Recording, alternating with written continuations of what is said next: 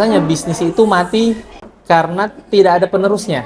Kalau Om bikin usaha lah, sampai tua nih, punya perusahaan, punya sendiri, terus tiba-tiba di umur tua mau istirahat, mau pensiun lah, maunya anak yang gantikan, tapi anaknya nggak mau.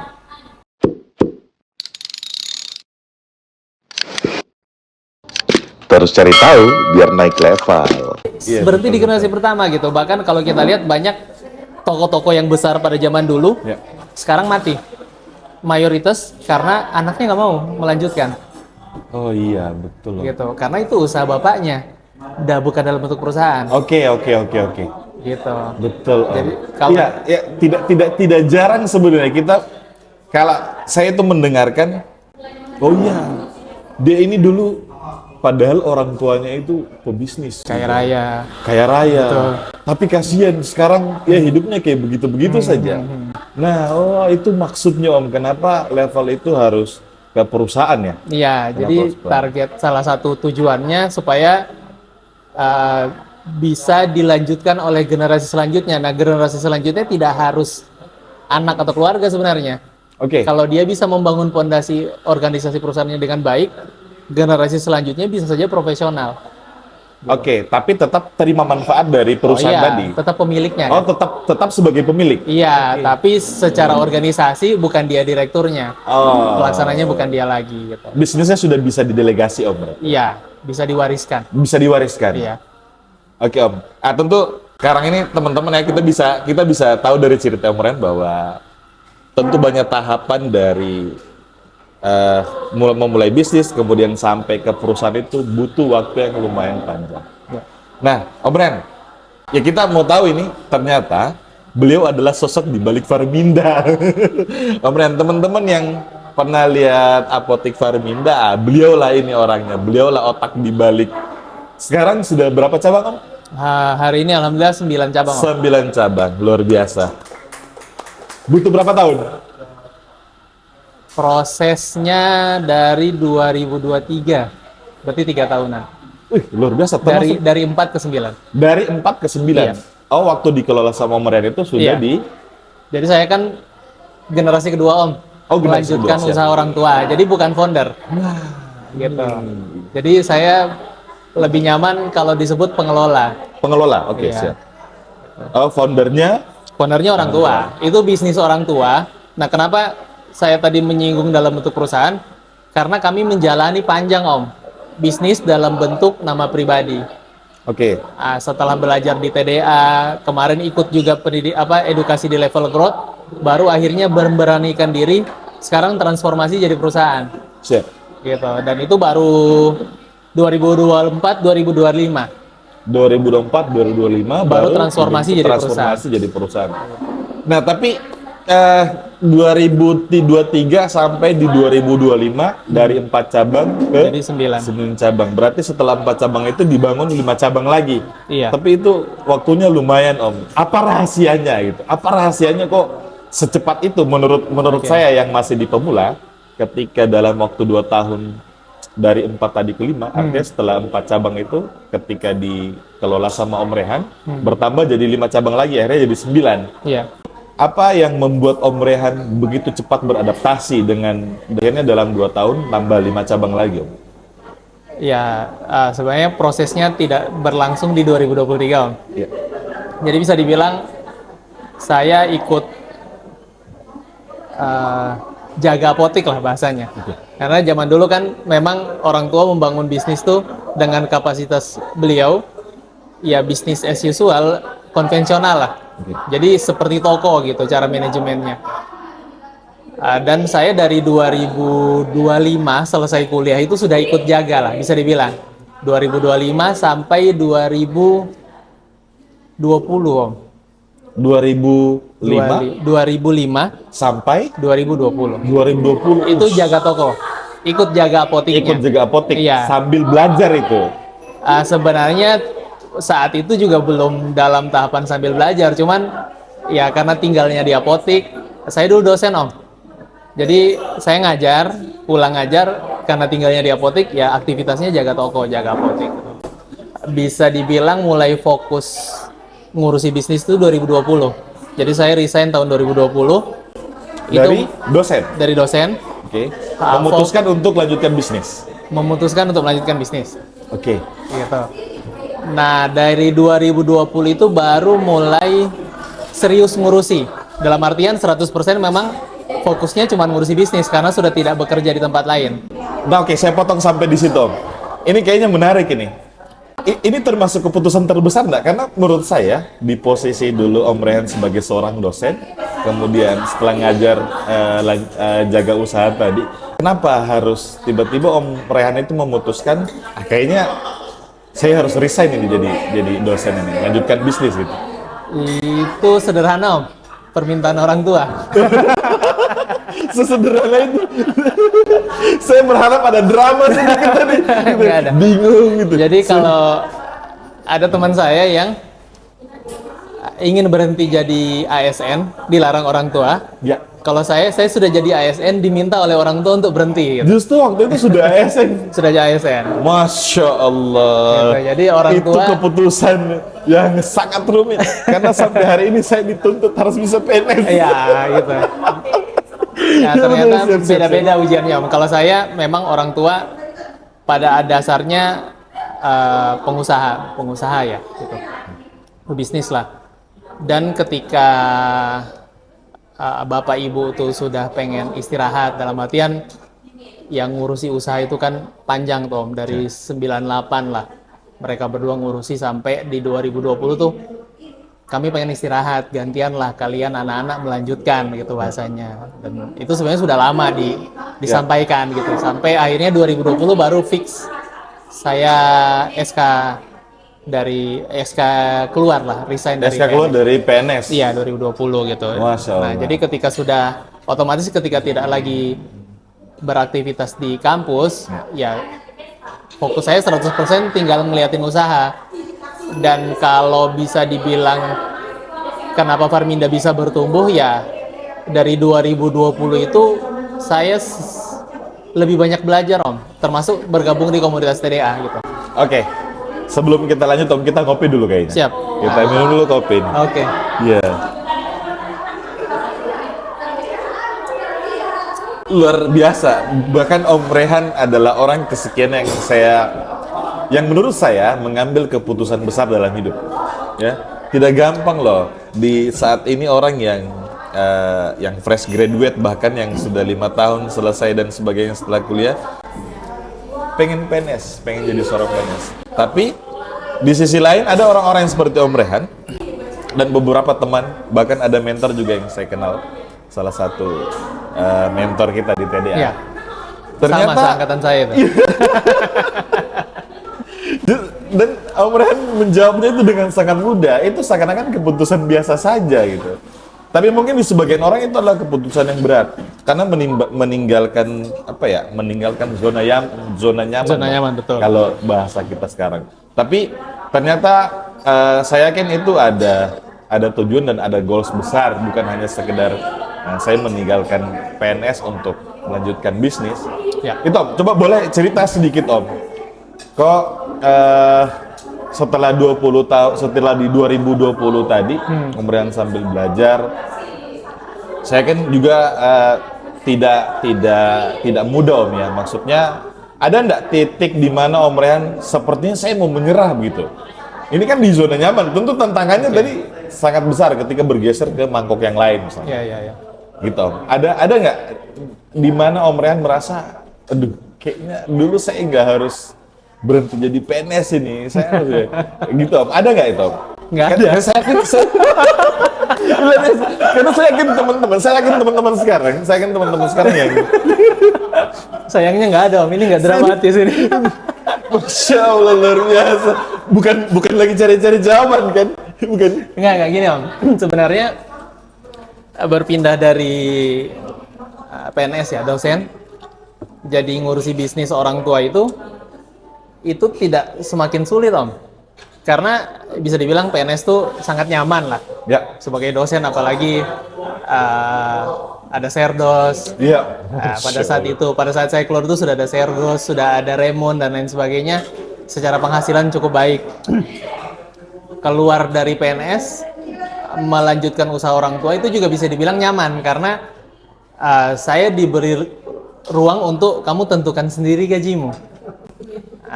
Jadi secara penghasilan saya nggak turun. Betul. Gitu, bahkan dibilang kamu gajinya berapa di kampus, nah kamu ambil sendiri lah mau berapa gajimu gitu. Nah jadi di situ tidak ada berubah jadi tidak nyaman karena secara penghasilan turun ya. Bahkan bisa dibilang semakin naik dan pekerjaannya semakin nyaman karena usahanya sudah jalan dan usahanya itu baik-baik saja. Ketika didelegasikan ke saya, itu kondisi usahanya baik-baik saja, menguntungkan, omsetnya bagus. Justru jadi titik baliknya adalah karena terlalu nyaman tadi Om. Jadi 2020 itu bisa dibilang saya menerima bisnis yang sudah jalan, omsetnya bagus, sudah 4 cabang, sudah ada orangnya. Timnya sudah jadi nih? Timnya belum, waktu itu masih yang jaga apotik sudah ada, karyawannya sudah ada. Iya. Tapi belum bagian dari tim ya? Masih karyawan biasa lah? Masih konvensional cara ininya. Nah, titik baliknya itu ketika 2022 kalau nggak salah, sekitar 2022 itu saya merasakan kondisi yang terlalu nyaman gitu, bahwa ya saya begini-begini aja udah cukup Om. Komplasensi, kalau bahasa kerennya itu komplasensi. Pengaruh dari gaji yang ini tadi ya? Pengaruh dari bisnis yang saya terima itu sudah dalam kondisi sangat baik pada saat itu standarnya gitu. Titik baliknya itu ketika saya pernah mentoring juga dengan salah satu mentor kita lah yang sangat terkenal, ownernya Break Time. Siap. Itu silakan dicari Break Time. Nah, itu siapa orang di belakangnya.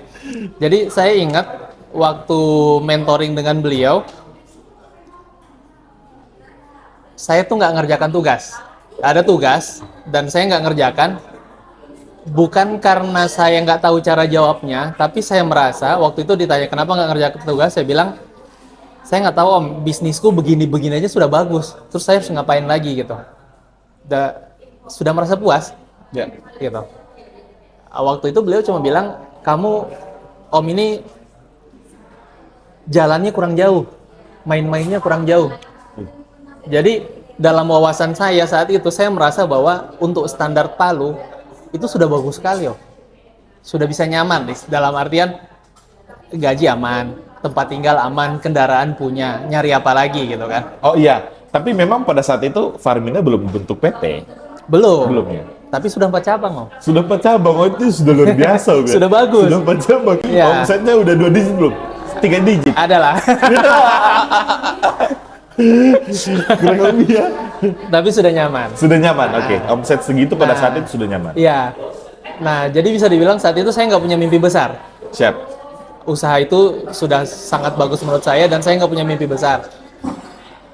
Titik baliknya ketika dapat feedback seperti itu, saya pergi belajar Om.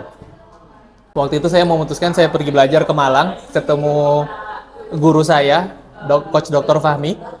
Ikut GBC lah waktu itu. Dan di GBC itu saya diinstal ulang kepala saya gitu, bahwa kita ini diberi nikmat sama Allah ya, diberi usaha yang baik, diberi kemampuan untuk dapat rezeki yang baik gitu.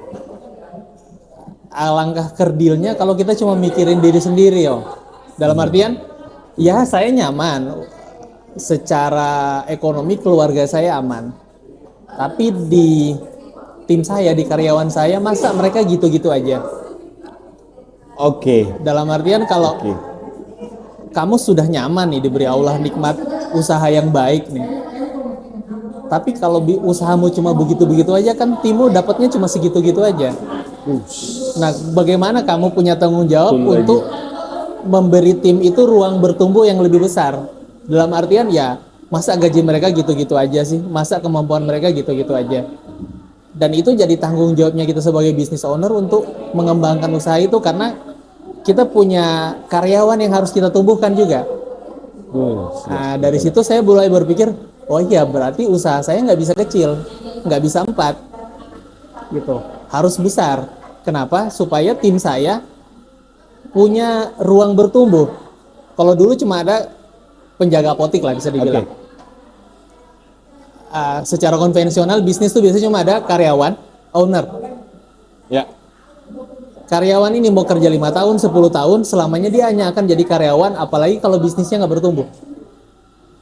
Ya kan? Benar. Dia nggak mungkin jadi direktur. Benar. Kalau konvensional ya. Ya. Kecuali dia nikah sama direkturnya. Iya. Cara instan ya. Teman-teman boleh jadikan contoh ini. Boleh jadi salah satu strategi nih kalau mau instan kan. Ya. Kalau mau instan langsung. Nah, itulah kenapa saya butuh bisnis itu bertumbuh supaya karyawan tuh punya step, punya jenjang karir lah. Oke. Mereka masuk sebagai karyawan biasa nih, staff. Tapi mereka peluang jadi manajer, minimal jadi manajer outlet. Naik lagi jadi manajer media, manajer penengah yang di tengah. Naik lagi jadi direktur. Ya. Nah, ini semua nggak mungkin terjadi kalau bisnisnya tuh konvensional, cuma ada owner, karyawan. Ya oke, artinya bisnis konvensional yang maksud sama Om Rehan ini ya Seperti toko. yang penting dia udah bisa jualan gitu. Iya. Dia jualan ada omset udah Iya. gitu aja. Jadi cuma ada owner, ada karyawan. Oke. Tapi nggak dibangun timnya. Dan Nah. timnya nggak dikembangkan supaya suatu saat dia bisa jadi supervisor, bisa jadi manajer, bahkan suatu saat jadi direktur. Iya. Itu. Nah, kenapa teman-teman yang bisnisnya sudah jalan, yang sudah bagus, saya menyarankan untuk dikembangkan seperti itu supaya tim itu punya kesempatan bertumbuh. Gitu. Oke. Dan otomatis kalau tanggung jawabnya membesar, pendapatannya mereka kan membesar. Iya benar. Ilmu juga, kapasitas mereka juga membesar kan. Benar. Nah, gitu. Itu salah satu yang saya dapat ketika saya belajar. Oh iya, saya harus besarin saya punya usaha supaya tim di dalamnya itu bisa bertumbuh. Begitu. Secara kapasitas mereka bertumbuh, secara pendapatan mereka juga bertumbuh. Kalau kita bicara secara pribadi seorang pebisnis itu harusnya seperti apa gitu? Secara mental, secara mindset, supaya tidak salah jalur. Karena kalau pengalaman pribadi, kalau dulu Om, karena kurang belajar, akhirnya saya terlalu mudah untuk pindah-pindah ke bisnis, atau juga mungkin banyak beberapa teman yang terlalu mudah terdistrak dengan ketika ada bisnis yang viral. Gitu sih Om. Kira-kira harusnya seperti apa mental seorang pebisnis itu? Oke, siap. Yang pertama, ketika teman-teman berbisnis, ada dua hal yang kadang-kadang pebisnis pemula itu tidak terlalu memahami dengan baik. Yang pertama itu mindset seorang pebisnis dengan mindset seorang karyawan itu berbeda jauh, Om. Oke. Gitu. Dan bahwa semua perilaku kita sebagai manusia itu tergantung pola pikirnya. Yang kedua, ternyata mindset aja nggak cukup. Jadi dulu saya berpikir bahwa oke, saya mau jadi pengusaha besar, saya harus punya growth mindset lah. Oke. Punya mindset yang besar, mindset bertumbuh gitu. Dan merasa bahwa mindset itu sudah salah kunci utamanya gitu. Nah, ternyata ketika belajar-belajar, mindset itu nggak cukup. Harus ada faktor kedua yang bisa menjaga mindset itu tetap tumbuh atau tetap berada di pola pikir yang benar. Oke. Nah, itu adalah lingkungan. Oh iya, oke, lingkungan. Nah, kenapa seorang pengusaha butuh komunitas atau lingkungan yang tepat? Karena pola pikirnya dia itu akan sangat terpengaruh oleh lingkungannya. Contoh begini Om, Om Juli baca buku nih, pebisnis besar tuh seperti apa pola pikirnya. Om Juli belajar pergi workshop ke Jawa, kemana-mana, itu kan dapat, oh ini yang bener nih. Pulang ke Palu, lingkungannya adalah lingkungan kesehariannya Om. Ya. Mayoritas pekerja atau karyawan, bukan mendiskreditkan profesi lain Om. Ya. Apa yang Om pikirkan atau Om pelajari di luar ketika datang, saya ketemu orang rumah cara berpikirnya begini, tetangga cara berpikirnya begini, kok nggak ada yang sama dengan yang saya dapat waktu belajar? Oke. Otomatis Om akan ngikut balik lagi ke setelan awal. Oh, kembali ke pengaturan awal. Kembali ke pengetahuan awal, walaupun sudah ikut workshop, dapat input baru, wah ini yang benar nih, saya harus begini nih. Tapi lingkungannya tidak mendukung. Oke. Nah, ketika Om punya lingkungan yang mendukung, bahkan mindset yang salah bisa jadi benar. Contoh gini, kita bicara pengusaha ya, pelaku usaha lah. Dia bukan pelaku usaha, tapi nongkrongnya sama teman-teman pelaku usaha. Ya. Karena setiap hari yang dia dengarkan bahasannya tentang bisnis, tentang mengembangkan orang, mengembangkan usaha dan lain sebagainya, mindset yang tadinya mungkin dia karyawan bisa jadi pengusaha. Oke. Gitu. Dia terpengaruh gitu. Terpengaruh dengan lingkungan. Dengan lingkungan yang baik tadi itu. Nah, ya betul. Nah, jadi yang sangat penting adalah punya lingkungan yang tepat untuk bertumbuh dimanapun profesinya. Kalau dia pengen jadi profesional, berkarir secara profesional, ya carilah lingkungan yang tepat untuk mengembangkan karir profesionalnya itu. Ya. Kalau dia pengen jadi pengusaha, ya carilah lingkungan yang tepat untuk mengembangkan dirinya sebagai pengusaha. Oke. Jadi 2 hal itu kalau saya. Artinya kita bisa, misalnya ada satu komunitas gitu, kita gabung komunitas bisnis, Betul. atau komunitas-komunitas apa gitu yang bicara soal bagaimana cara berusaha jadi pengusaha yang baik. Begitu Om ya. Jadi setelah belajar ini tidak menuntut kemungkinan juga bahwa kita setelah kita balik belajar juga apa yang kita pelajari itu bisa tereksekusi dengan baik ya. Ya. Kalau lingkungannya tidak Ya. mendukung. Saya punya pengalaman Om. Ketika 2020 itu kan mulai rajin belajar ya. Bisa dibilang jadi ahlul workshop lah. Halo workshop. Ya. Wah, saya baru dengar bahasa ini. Bisa dibilang saya setiap tahun 1 atau 2 kali itu ke Jawa, ikut workshop di Jawa. Dan ketika ikut workshop tuh kayak, wah ini yang benar nih. Saya harusnya begini di bisnisku nih. Pulang, saya nggak bisa eksekusi Om. Jadi ketika nyampe di usahanya kita, ini saya mulai dari mana? Ajak ngobrol karyawan, nggak ada yang sesuai pola pikirnya dengan saya. Ini terjadi di Farminda ya? Terjadi di Waktu Farminda. terjadi di Farminda. Gitu. Oke. Dan itu lama prosesnya. Itulah baru sekarang saya menjadi, oh ternyata faktor lingkungan lah yang saya masih kurang. Jadi secara mindset saya sudah belajar, oh harus begini. Ketika pulang saya nggak bisa eksekusi karena lingkungan saya nggak mendukung dan tim saya belum ada yang siap Oke. dengan pola pikir yang baru tadi. Gitu. Oke, Nah, oke. ketika mulai bisa dibilang saya mulai aktif di TDA itu ya sekitar tahun 2019-2020 lah, mulai aktif di TDA. Nah itu kan ketemu teman-teman sama lah. Kalau kita curhat tuh hampir sama gitu masalahnya. Nah memang kita butuh lingkungan yang bisa support kita punya pemikiran tadi. Jadi kalau di tempat usaha pemikiran kita mungkin belum didukung, tapi kalau di komunitas kita pemikiran kita didukung, pemikiran itu bisa berkembang. Sehingga kita nggak putus asa, nggak merasa kayaknya nggak cocok deh. Itu cocoknya di Jawa deh yang kayak gitu. Kalau bawa ke Palu kayaknya orang Palu nggak cocok atau tim karyawan yang ada di Palu nggak cocok gitu. Oke. Nah jadi perlu bertahap bahwa teman-teman belajar itu wajib. Tapi memang secara eksekusi bertahap karena harus tidak bisa apa yang ada di kita punya kepala ide itu langsung kita paksakan jalan di perusahaan atau di bisnisnya kita sebelum orang-orang yang ada di perusahaan itu kita ajak untuk merubah pola pikirnya. Iya. Gitu. Butuh proses Om ya. Butuh proses. Bahkan untuk mentransfer apa yang sudah kita pelajari kemudian kita transfer ke karyawan kita itu Ya.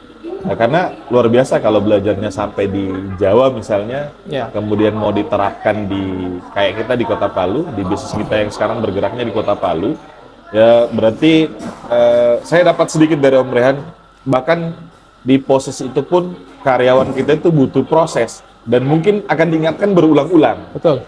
Dan kemudian berarti lingkungan pun setelah kita belajar itu sangat berpengaruh terhadap bagaimana eksekusi kita tadi yang sudah kita pelajari, eksekusi di bisnis, atau bagaimana mempertahankan bahwa mental kita ini harus betul-betul terus spike ini.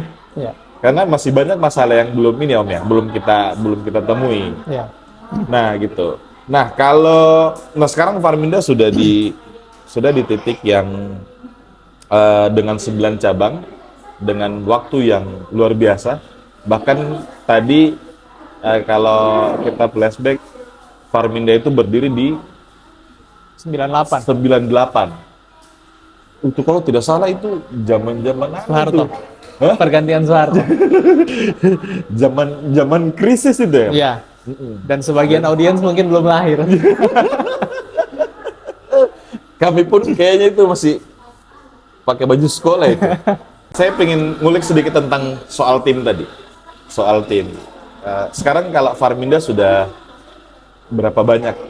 Yang tim maupun karyawan gimana? Ya. Jadi karyawan 50-an. Saya lupa 50-an. angka persisnya tapi 50-an. 50-an untuk 9 cabang. 9 Tentunya dengan proses lumayan ini ya.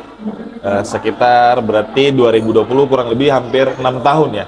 Iya. Bangun timnya sampai Farminda di Di titik kondisi saat ini. kondisi saat ini. Nah, Om Rehan, kita sudah mau closing ini.